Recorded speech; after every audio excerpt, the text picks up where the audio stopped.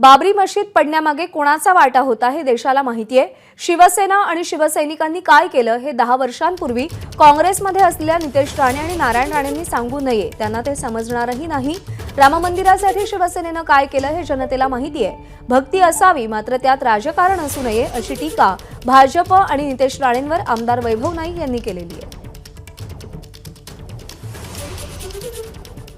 राम मंदिरासाठी शिवसेनेने काय केलं आहे, शिवसैनिकांनी काय केलं आहे हे त्यावेळी काँग्रेसमध्ये असणाऱ्या नितेश राणेंना माहिती नसेल आणि त्यावेळी निश्चितपणे खरं तर आज तुम्ही आमंत्रण देऊ नका, परंतु रामाबद्दल आमच्या मनामध्ये जी हे आहे देव म्हणून ती आमच्या मनात कायमच राहील आणि निश्चितपणे आम्हाला बोलवलं न बोलवलं तरी आमचंही कमी होणार नाही। परंतु तुम्ही जे राजकारण करताय, तुम्ही जे आज टी व्हीवर सगळे विषय बाजूला ठेवून राम मंदिराचाच विषय वर्ष 2 महिने दाखवत आहेत आणि त्यामध्ये राजकारण, खरं तर भक्ती असावी, भक्तीमध्ये कुठलाही स्वार्थ असता कामा नये, परंतु या भक्तीमध्ये तुमचा स्वार्थ दिसतोय हे संपूर्ण जनतेने आज आता बघत चाललेले आहे। एबीपी माझा, उघडा डोळे बघा नीट।